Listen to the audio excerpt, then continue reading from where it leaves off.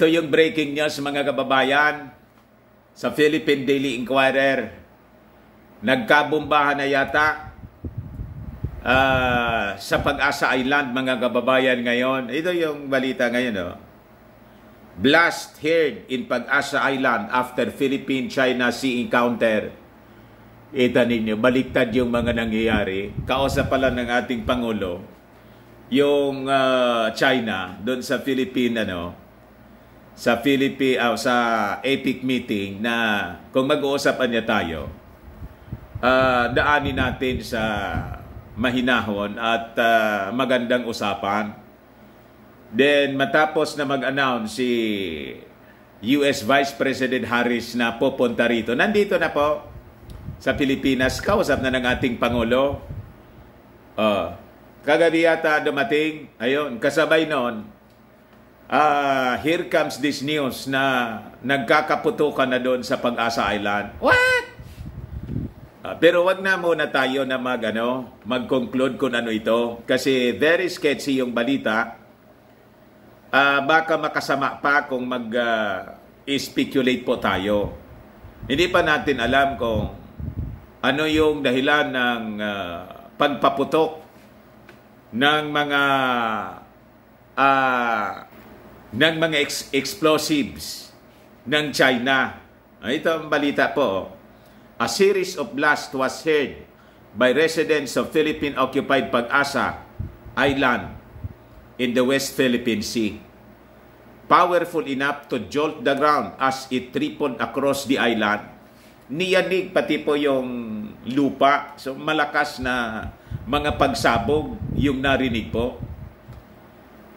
You see? A report from local police said the repetitive sounds, series of blasts, were believed to come from artillery guns, weapons from Chinese-held Samora or Subi Reef, one of the biggest out of 7 man-made islands built by Beijing in the Spratly Islands. So, ibig sabihin, artificial island po ito na ginawa ng mga Chinese some 26 kilometers away. But at least 2 officials who spoke to Inquirer on condition of anonymity said the source of the loud blast, which were heard from 11:30 a.m. to 3 p.m. was still being verified. So hindi pa maintindihan kung ano yung dahilan ng series of blasts na narinig mga kababayan at inuga pati yung lupa. The blasts were not here but we felt the jolt. Sabi po ng isang residente ng Pag-asa Island. The blast came 2 days ahead of the visit of US Vice President Kamala Harris to Palawan. So hindi kagabi, Saturday yata nangyari ito. Baka nagpaparamdam yung Chinese forces po, Chinese military or Chinese Navy naka-station doon na huwag kanya niyang mangingialam dito. Pag nangialam ka rito, nakatambak dito yung aming mga armas. Pero dumiretso pa rin po si Vice President Harris. Mamaya yung detalye niya. Dito muna po tayo. So, the blast came 2 days ahead of the visit of US Vice President Kamala Harris to Palawan, the island province near the disputed South China Sea, where China had built military facilities on artificial islands. Ang masaklap nito mga kababayan, yung lupa doon sa artificial islands na ginawa, galing dito sa atin. What? Yung panipanot, yung mga contractors po, either Filipino or Chinese contractors, yung kinalkal sa lupa ng Pilipinas, tapos dinala doon. What? Ganon katindi. Pag-asa sa 480 kilometers from Palawan's capital, Puerto Princesa City, is the largest of the 9 features occupied by the Philippines in the Spratly Islands. It is 5th-class municipality in the Kalayaan Island Group with about 100 civilian residents. May airport nga doon po, may palapagan, in-establish nung panahon ni Pangulong Marcos Sr. At yung official na pag-claim ng Pag-asa Island ay ginawa during the time of Marcos. Yung ating Pangulong Marcos yung gumawa niyan. The blast on Sunday, kahapon pala nangyari, occurred few hours after a sea encounter. Itong balita ng inquiry, nakakalito. Sabi ninyo 2 days, kahapon pala, di 1 day pala. Kung 2 days, di, ngayon, Monday, mga Saturday, kahapon pala nangyari. So, almost kasabay ng pagdating ng ating bisita from America, si Kamala Harris. Kasi kahapon dumating The blast on Sunday occurred, kagabi pala dumating, few hours after a sea encounter between Philippine Navy and China Coast Guard. Malapit doon mga kababayan sa Pag-asa Island. A civilian boat manned by Philippine Navy personnel sailed near K1, a sandbar some 3.7 kilometers from Pag-asa, para i-retrieve daw yung suspected Chinese rocket debris. Western Command Chief Vice Admiral Alberto Carlos said in a statement, as the Filipino sailors towed the debris to the island, habang hatak-hatak, biglang lumapit yung isang Chinese Coast Guard ship. Ngayon, biglang blinak mga kababayan yung path twice and launched one of its rubber boats to forcibly take the debris. Inagaw po yung debris. Forcibly take the debris by cutting the cable line connecting it with the Philippine Navy boat. The Filipinos were unable to retrieve the debris from the Chinese Coast Guard and headed back to the island without it. The Filipino sailors were unharmed, sabi po ni Carlos. However, the harassment has been reported to the National Task Force on the West Philippine Sea for appropriate action. Kita ninyo? Kaya ito yung sinasabi po natin na iba yung sinasabi. Most of these, people, ganun sila iba yung sinasabi sa ginagawa. Mahirap po minsan yung basta tayo nagtitiwala. Sabi ko sa inyo, most people, lalo yung mga leaders ng mundo, at saka yun din ang sinusundan ng mga nasa ilalim ng mga tauhan nila.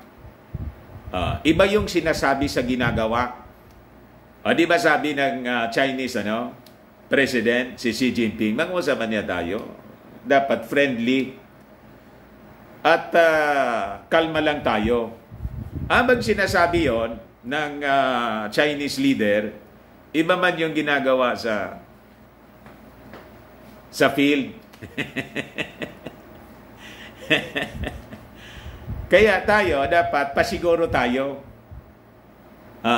Kaya nga yung mga admissions natin na mahina yung armed forces, kahit mahina yung armed forces natin, huwag na nating pangalandakan. Di ba?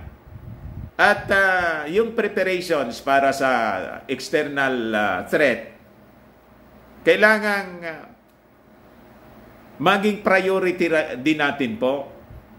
Because hindi po pwedeng mahina yung ating armed forces para at least irespeto man lang tayo ng ating mga kapitbahay na bansa. Kasi normal yon sa, normal sa pag-uugali ng tao. Kahit sa neighborhood natin, pag pinakita mong mahina ka, ibubuli ka.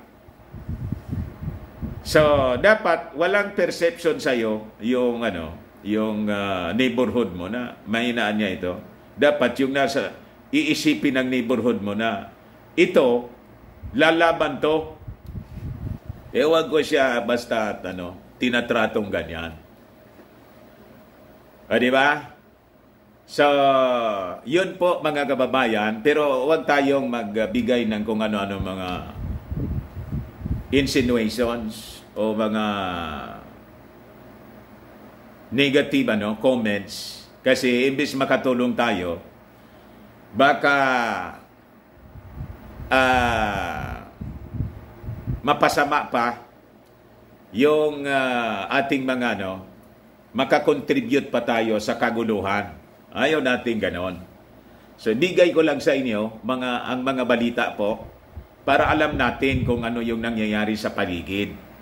Kung ano yung magiging reaksyon ng palasyo ng ating Pangulo, hintayin na lang po natin para hindi na tayo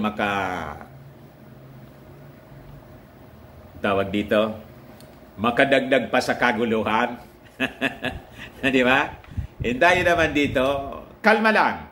Parang wala lang. Hindi pa naman tayo pinipuwersa talaga. Nagpaparamdam pa man lang mga kababayan sila. So sabi rito sa pagbisita ng ating pagbisita sa atin pala, hindi ng atin, sa kanila ito yung Vice President ng Amerika, Harris reaffirms US vow to defend Philippines in case of armed attack in the South China Sea. Ayan yan, Mr. Maravillas, naniwala ka dyan? Duda din po ako. Sabi ko kanina po, most of the time, ito mga taong ito, baliktad kong magsabi. Kung magsalita sila, baliktad. Pag sinabing, we will defend you, malamang i-defend pero may kolatilya po, may kondisyon. Hindi yung ura-urada. Ganon. Kaya nung panahon ng tatay ni Bongbong Marcos, yun sana yung objective.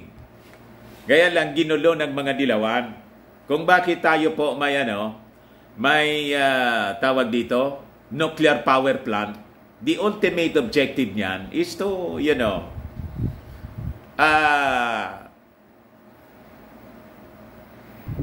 is to be at pace with the nuclear power of the world. Di ba? To develop nuclear weapons as a deterrent sa anumang possible external threat. Ayun sana yung objective nun, kaya lang ginulo mga kababayan ng mga dilawan. Ngayon, ang sabi, kasama ito sa sa sadya ng Vice President, nag-o-offer sila ng tulong for a nuclear, hindi nuclear weapon, civilian nuclear program para sa atin po dito sa ating bansa. United States Vice President Kamala Harris on Monday reaffirmed her government commitment to the defense of the Philippines in the event daw ng military strike over the contested waters of the West Philippine Sea. So kung titingnan po ninyo, bakit parang nagkasabay? Nagpaparamdam ba na ready sila? Kaya may sunod-sunod na explosions na nangyari doon sa West Philippine Sea in time ng pagbisita ng Vice President ng Amerika. Ayan ang mga pwedeng katanungan po. In a courtesy call to President Ferdinand Marcos Jr., Harris said, the relationship between the Philippines and the U.S. is long and enduring and is based on mutual commitment to the economic prosperity and mutual concerns about the security in the region. I will say that we must reiterate always that we stand with you in the defense of international rules and norms as it relates to the South China Sea, sabi po ni Kamala Harris. An armed attack on the Philippines armed forces, public vessels, or aircraft in the South China Sea would invoke U.S. mutual defense commitments, and that is an unwavering commitment that we have to the Philippines. Sabi po ni Harris, sana hindi lang ito salita. What? Diba? We know that there are so many opportunities for us to continue to strengthen our relationship, that the basis of our relationship is based on mutual commitments to international rules and norms, and upholding those international rules and norms in all the ways that we know allow for, again, prosperity and security for our respective regions, sabi po niya. Ngayon, sabi ng ating Pangulo, wala niya akong nakikita na rason para sa pagbisita ni Kamala Harris sa Palawan would stir tensions between the Philippines and China despite the island province proximity to the West Philippine Sea. Ngayon, medyo may konting malisya kasi why is it of all the places in the country, of all the cities in the country or province in the country, ang napili ni Kamala Harris, imbis na Manila lang siya makipag-usap sa ating Pangulo, talagang pumunta pa siya sa Palawan. Di ba may konting mali siya po? May ibig sabihin, what? Yung Palawan na napakalapit sa West Philippine Sea, doon sa contested islands ng Pilipinas at ng China. Anong ibig sabihin nun? Di ba may konting mali siya, may kaulugan yon, may gustong iparating na mensahe. What? Sana po, hindi ito panggatong ng Amerika. Huwag naman sana. Ayun ang sinasabi natin na mahilig yung Amerika sa panggatong. Just like the tension sa China and Taiwan. Di ba tumindi yung tension? Nagalit yung China nang bumisita ng yung si Pelosi, yung Speaker of the House, tapos sinundan pa ng mga senador na Democrats. Lahat ito mga members ng Democrat. Si Kamala, Democrat.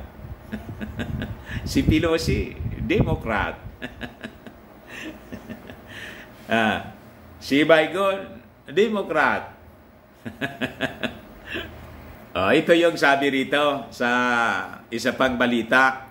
Key U.S.-Philippine Nuclear Energy Cooperation Negotiations start with Kamala Harris visit. Ito yung sinasabi ko po sa inyo. Nire-revive ngayon ng Amerika na gustong tumuling sa atin na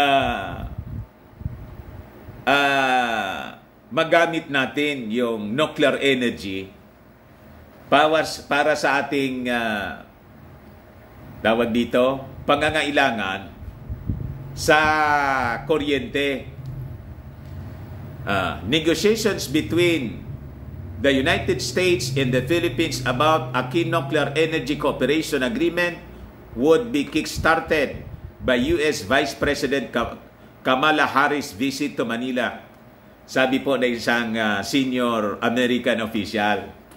Siyempre, laging naka-monitor yung China. Kaya pag-isipan natin maigi po, mga kababayan, yung mga kuha natin, mga ginagawa rito. Siyempre, matatalino din yung mga Chinese. Isipin nila, parang yung nangyayari sa Iran. Sabi ng Iran, ito for peaceful purposes man lang. Just like North Korea, ganun din. Peaceful purposes Yun ang mga unang sinasabi. para yung mga kalaban nilang mga bansa hindi makahalata. This is civilian purposes. Kasi muraan niya yung nuclear energy. In fact, mga kababayan, yung Bataan Nuclear Power Plant, kaya hindi natuloy kasi may mga kumontra. Yung mga kumontra po, allied sa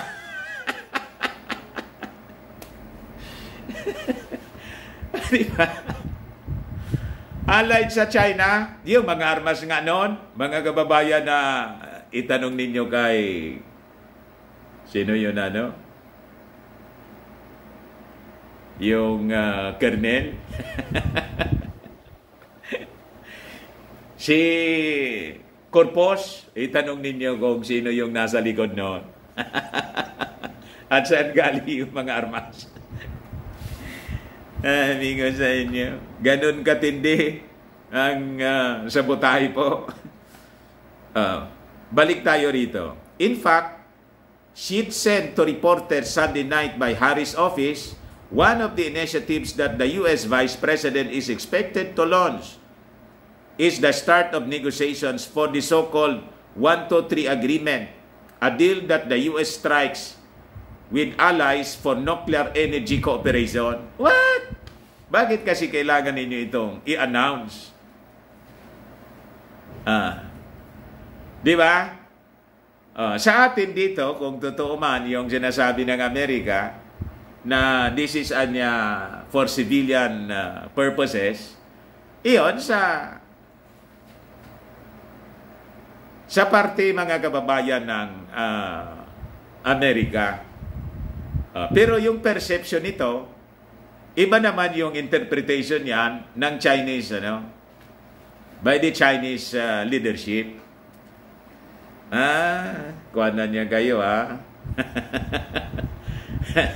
Kaya para pong tumutulay sa, yung ating Pangulo nito, sa alambre, alam niyo nga, sa wire, parang tumutulay. So, ano yung magiging desisyon natin dito? Kasi it will be interpreted as, a future plan for arming the Philippines with nuclear weapons. Yun ang magiging interpretation yan ng Chinese side. Kasi usually, gano'n naman. Gano'n yung mga lumalabas na balita muna for civilian purposes.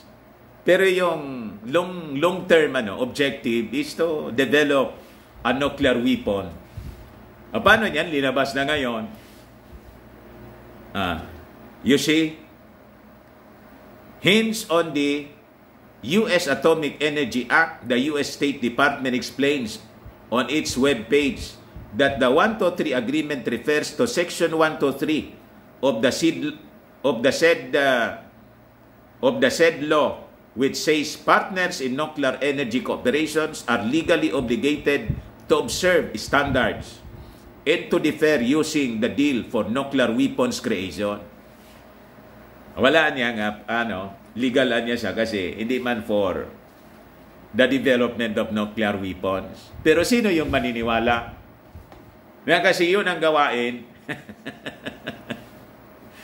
Yun ang gawain ng Amerika. And to the minds of America, ganun din yung ginagawa ng mga kalaban na bansa like Iran, like North Korea, in other countries na hindi nila kaalyado, nung mag-develop po ng nuclear arms, hindi man sinabi yung totoo.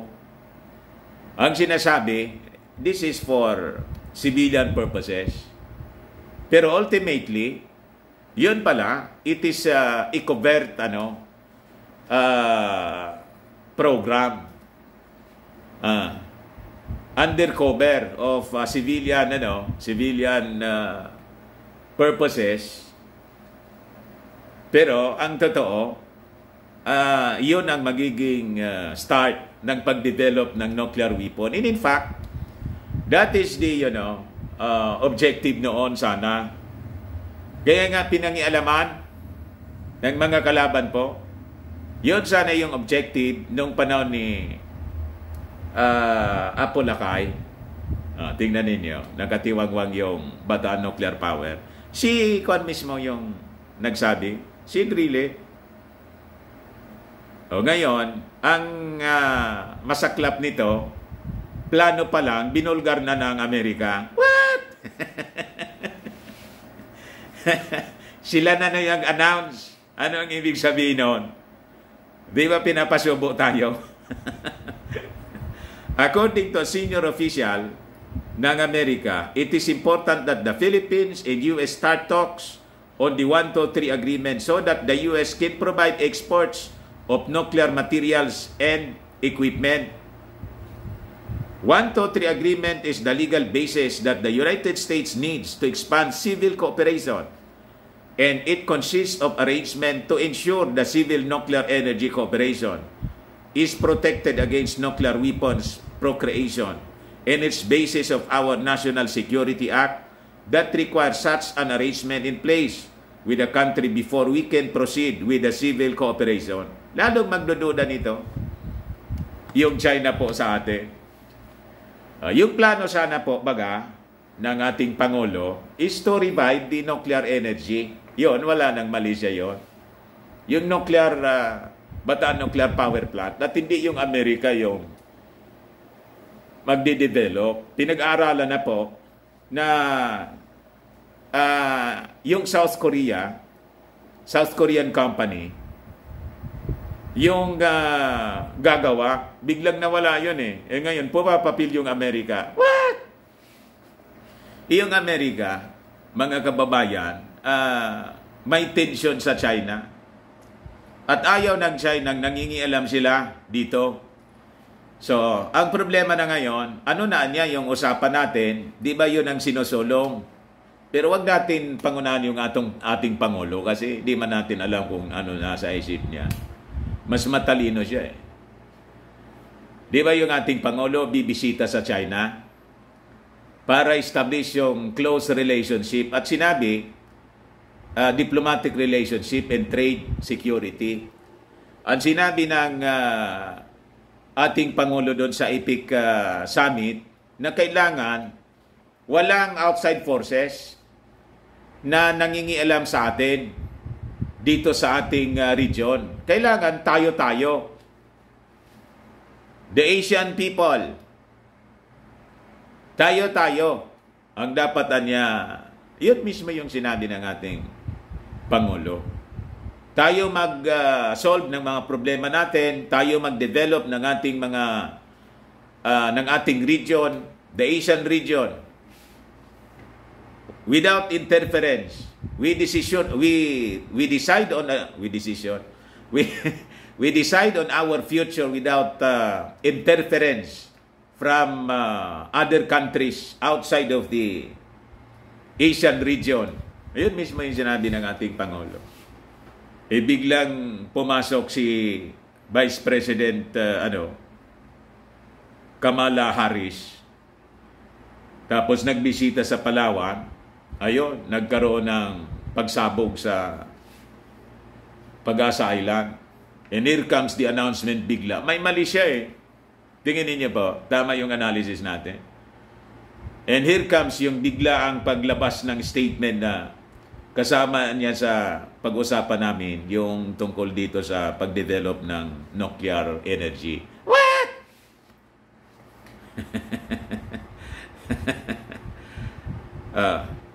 In the fact sheet, the U.S. Office of the Vice President said that the start of the 123 agreement negotiation is a sign that the global superpower is committed to addressing the Philippines' energy problems. Bigla silang pumasok sa energy problem ng ating bansa. Sila na daw yung tutulong. What? Bakit ngayon lang? Di ba? So may Malaysia po. Mr. President, nag-analyze po ninyong maigi. Baka mapasubo tayo sa sa mga pinagagawa ng Amerika ngayon. basahin ninyo maigi yung mga body language nila.